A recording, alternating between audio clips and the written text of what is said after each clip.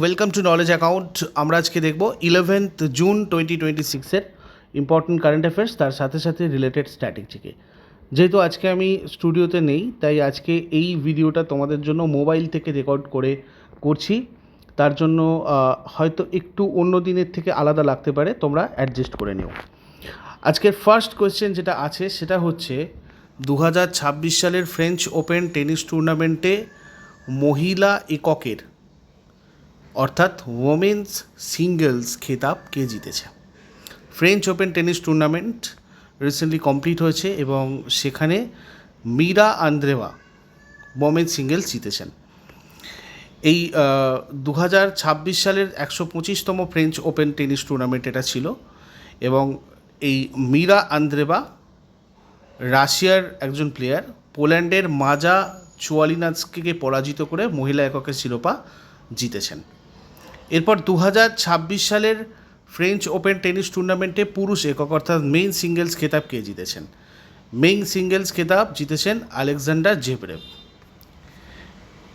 125তম French Open tennis tournament, এটা আগেই বললাম। আর এই আলেকজান্ডার জেভরেভ জার্মানির একজন প্লেয়ার, ইতালির ফ্লাভিও কোবিল্লিকে হারিয়ে পুরুষ এককের খেতাব জিতেছেন। দেখো, এখানে আমরা এক নজরে একবার দেখব French Open 2026 main singles Alexander Zverev Germany, runners up Flavio Cobolli. Women singles champion হয়েছেন মিরা আন্দ্রেভা রাশিয়া এবং রানার্স আপ হয়েছেন মাজা চুয়ালিন্সকা। আর এর সাথে সাথে মেন্স ডাবলসে Marcel Granollers from Spain and তার সাথে সাথে হরাসিও জেবালোস আর্জেন্টিনার প্লেয়ার এবং তোমার হচ্ছে হার্লি এগুলো যারা রেলের পরীক্ষা দেবে তারা কারা কারা রানার আপ হয়েছে এই জায়গাগুলো দেখবে। বাদবাকিরা শুধু অ্যান্ড অনলি এই দুটো ভালো করে তোমরা করে রাখবে, তার সাথে সাথে ডাবলগুলো দেখে রাখবে। ওমেন্স ডাবলস ক্যাটরিনা সিনিয়াকোভা আর টেলর টাউনসেন্ড, মিশ্র দ্বৈত সারা ইরানি আর আন্দ্রেয়া ভাবাসরি ইতালি থেকে। নেক্সট 2026 সালের ভারতের গোয়াতে অনুষ্ঠিত 8ম সাফ মহিলা চ্যাম্পিয়নশিপে কোন দেশ চ্যাম্পিয়ন হয়েছে? দেখো, এখানে চ্যাম্পিয়ন হয়েছে কিন্তু আমাদের ইন্ডিয়া।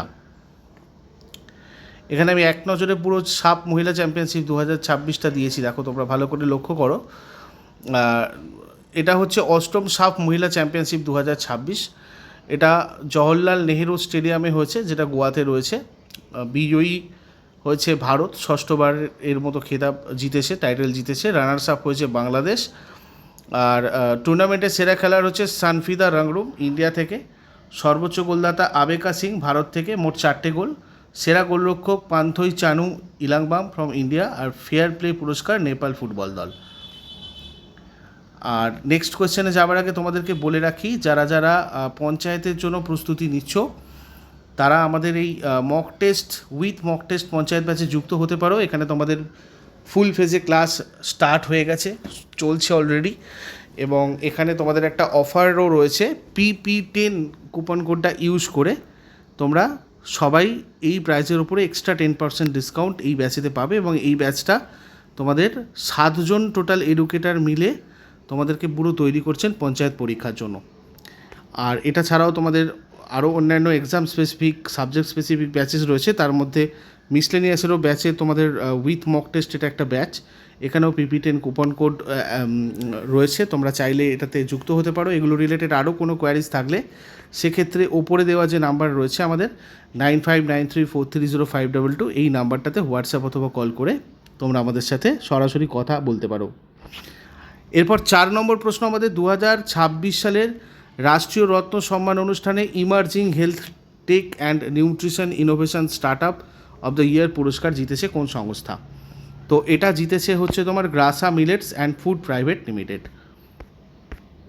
রাষ্ট্রীয় রত্ন সম্মান 2026 সেরা স্টার্ট আপ পুরস্কার বাজরা বা মিলেট এবং গাজন প্রক্রিয়ার বিজ্ঞানকে কাজে লাগিয়ে বিপাকীয় স্বাস্থ্যের উন্নতির জন্য Graca millets and food private limited নামক সংস্থাকে 2026 সালের রাষ্ট্রীয় রত্ন সম্মানে ভূষিত করা হয়েছে।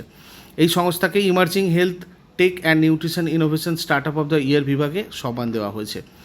নতুন দিল্লির ভারত মণ্ডপমে আয়োজিত এই অনুষ্ঠানে প্রধান অতিথি হিসাবে উপস্থিত থেকে পদ্মশ্রী প্রাপক খ্যাতনামা অভিনেত্রী এবং রাজনীতিবিদ কঙ্কনা রানাওয়াত এই পুরস্কার তুলে দিয়েছেন।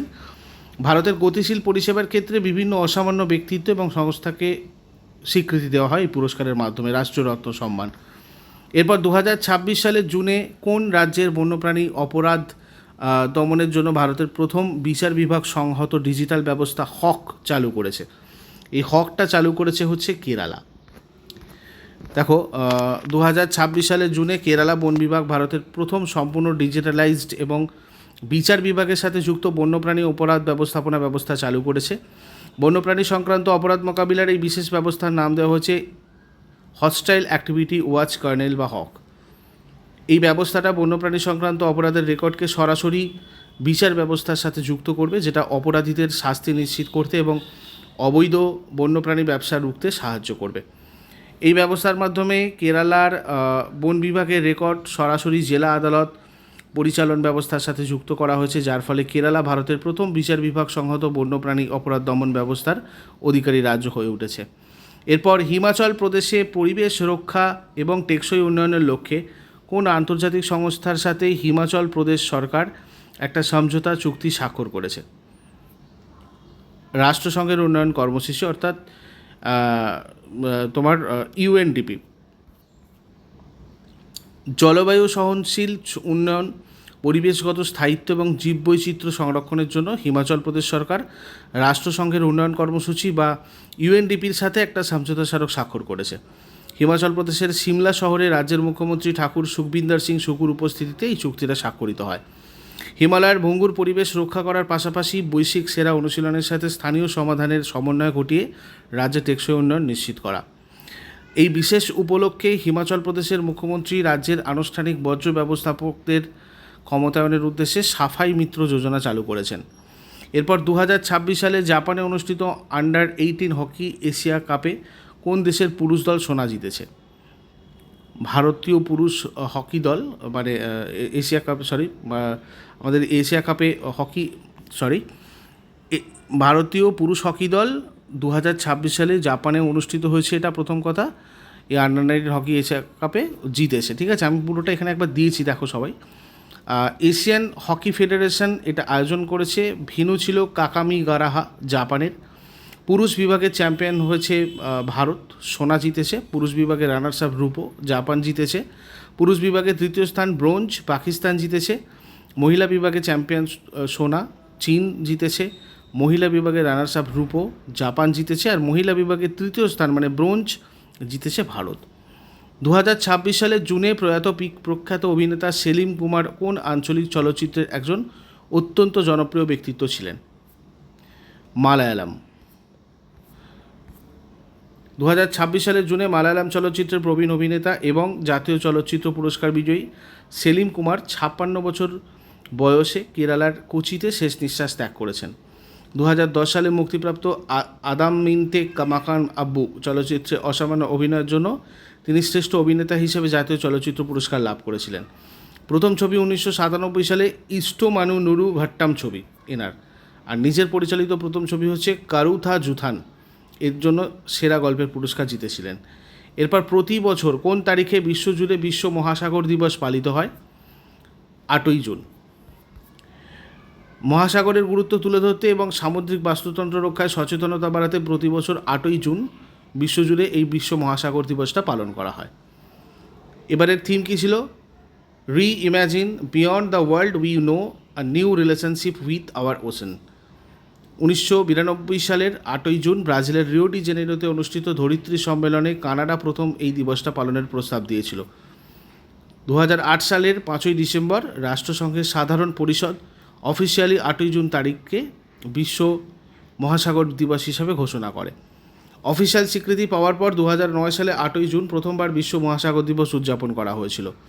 এরপর 2026 সালের জুনে প্রধানমন্ত্রী নরেন্দ্র মোদী কোন শহরে আয়োজিত প্রথম বিশ্ব যোগাসন চ্যাম্পিয়নশিপের আনুষ্ঠানিক উদ্বোধন করেছেন? আহমেদাবাদ। 2026 সালের জুনে প্রধানমন্ত্রী নরেন্দ্র মোদী গুজরাট এবং দমনদিউ সফর করে 21,700 কোটি টাকারও বেশি মূল্যের বিভিন্ন উন্নয়নমূলক প্রকল্পের উদ্বোধন আর শিলান্যাস করেছেন। যোগাসন চ্যাম্পিয়নশিপ প্রধানমন্ত্রী আহমেদাবাদে আয়োজিত প্রথম বিশ্ব যোগাসন চ্যাম্পিয়নশিপের ভার্চুয়াল উদ্বোধন করেছেন আর কি। গুজরাটের সুরাটে তিনি সড়ক যোগাযোগ এবং বিদ্যুৎ পরিকাঠামো জোরদার করতে প্রায় 18,800 কোটি টাকার প্রকল্পের ভিত্তিপ্রস্তর স্থাপন করেন।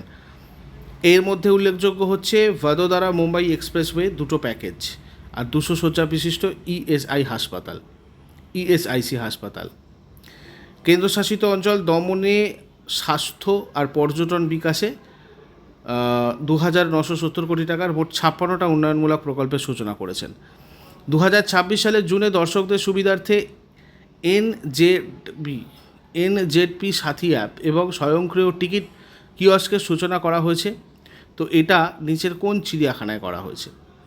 এটা করা হয়েছে national zoological park, new Delhi.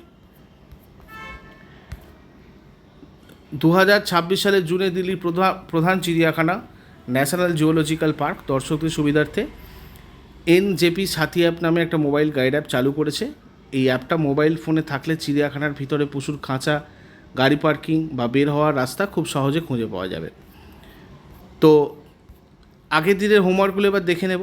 Laterite মৃত্তিকায় কোন উপাদানের ঘাটতি থাকে না? এটা হয়ে যাবে আয়রন, মানে লোহা এবং অ্যালুমিনিয়াম অক্সাইড। আর চন্দ্রগুপ্ত দ্বিতীয় চন্দ্রগুপ্তের দরবারে নিম্নলিখিত নবরত্নদের মধ্যে মন্ত্রশাস্ত্র লিখেছিলেন বেতাল ভট্ট। আর আজকে তোমাদের জন্য প্রশ্ন থাকবে, মেঘনাদ বধ কাব্য কে রচনা করেছিলেন? না 2026 মহিলা প্রিমিয়ার লিগ কোন মহিলা দল জিতেছিল? এগুলো শেষকালে আমাকে কমেন্টে জানাও। তার সাথে সাথে ফিফা 2024 কোন দেশে অনুষ্ঠিত হচ্ছে 2026-এ, সেটাও আমাকে জানাও কমেন্টে। আর চট করে আগের দিনেরগুলো একবার কুইক রিভিশন করে নেবো। যারা যারা লাইভে রয়েছে অ্যান্সার করার চেষ্টা করো। 2026 সালের জুনে ওসলোতে আয়োজিত মর্যাদাপূর্ণ নরওয়ে চেস খেতাবজয়ী প্রথম ভারতীয় দাবাড়ু হচ্ছেন আর প্রজ্ঞানন্দ। 2026 সালের জুনে বিশাখাপত্তনমে আয়োজিত জাতীয় কর্মশালায় ভারত কত সালের মধ্যে সামুদ্রিক খাদ্য রপ্তানি $30 বিলিয়ন নিয়ে যাওয়ার লক্ষ্যমাত্রা নির্ধারণ করেছে? 2031 সাল। 2026 সালের জুনে খারাপ আবহাওয়ায় বিমান চলাচল সচল রাখতে ভারতের প্রথম স্কাইকাস্ট সিস্টেম কোন আন্তর্জাতিক বিমানবন্দরে চালু করা হয়েছে? ইন্দিরা গান্ধী আন্তর্জাতিক বিমানবন্দর, নতুন দিল্লি। 2026 সালের জুনে কেন্দ্রীয় জলশক্তি মন্ত্রক সেচের দক্ষতা, জলের সঠিক ব্যবহার বাড়াতে অন্য রাজ্যগুলোকে ভারতের কোন রাজ্যের MCADWM সেচ মডেলটা স্টাডি করার পরামর্শ দিয়েছে? ছত্তিশগড়। 2026 সালের জুনে গুজরাটে প্রদর্শিত জোরাওয়ার আসলে কি, যা ভারত উচ্চতার পার্বত্য অঞ্চলে যুদ্ধের জন্য দেশীয় প্রযুক্তিতে তৈরি করেছে? হালকা ওজনের যুদ্ধ ট্যাঙ্ক। ভারতের উত্তরপ্রদেশ রাজ্য কোন প্রতিবেশী দেশের থেকে 511 মেগাওয়াট জলবিদ্যুৎ আমদানি করতে চলেছে? ভুটান। সাম্প্রতিক রিপোর্টে রেকর্ড সাফল্যের কারণে চর্চায় থাকা হস্তকলা সেতু যোজনা ভারতের কোন রাজ্যের ঐতিহ্যবাহী হস্তশিল্প ও কারিগরদের উন্নয়নের সাথে সম্পর্কিত? গুজরাট। পশ্চিমবঙ্গের গ্রামীণ আর আধা শহুরে এলাকায় জীবন বীমা পরিষেবা পৌঁছে দিতে পশ্চিমবঙ্গ গ্রামীণ ব্যাংক নিচের কোন বীমা সংস্থার সাথে একটি ব্যাংক ইন্স্যুরেন্স চুক্তি স্থাপন করেছে? ব্যাংক অ্যাসুরেন্স চুক্তি স্বাক্ষর করেছে কানাডা HSBC লাইফ ইন্স্যুরেন্সের সাথে। তিব্বতী বৌদ্ধ ধর্মের ইতিহাসে প্রথম শীর্ষস্থানীয় ব্যক্তিত্ব হিসাবে কে তার অডিও বুক অ্যালবাম মেডিটেশনসের জন্য 68তম বার্ষিক গ্র্যামি পুরস্কার জিতে ইতিহাস গড়েছেন? দলাই লামা। সুপ্রিম কোর্টের সাম্প্রতিক উচ্ছেদ নির্দেশের কারণে চর্চায় থাকা অগস্ত্যমালাই বায়োস্ফিয়ার রিজার্ভ ভারতের কোন দুটি রাজ্যের মধ্যে বিস্তৃত রয়েছে? কেরালা আর তামিলনাড়ু। মিলিটারি নার্সিং সার্ভিসের নতুন অতিরিক্ত মহাপরিচালক হিসাবে দায়িত্ব গ্রহণ করেছেন কে? Major general Rachel Thomas. জানেজ জানসা চতুর্থ মেয়াদের জন্য কোন ইউরোপীয় দেশের প্রধানমন্ত্রী হিসেবে দায়িত্ব গ্রহণ করেছেন? স্লোভানিয়া। এগুলো ছিল আগের দিনের কোয়েশ্চেন্স। ইউজফুল বলে মনে হলে অবশ্যই সবাই লাইক করো, বন্ধুদের সাথে শেয়ার করো।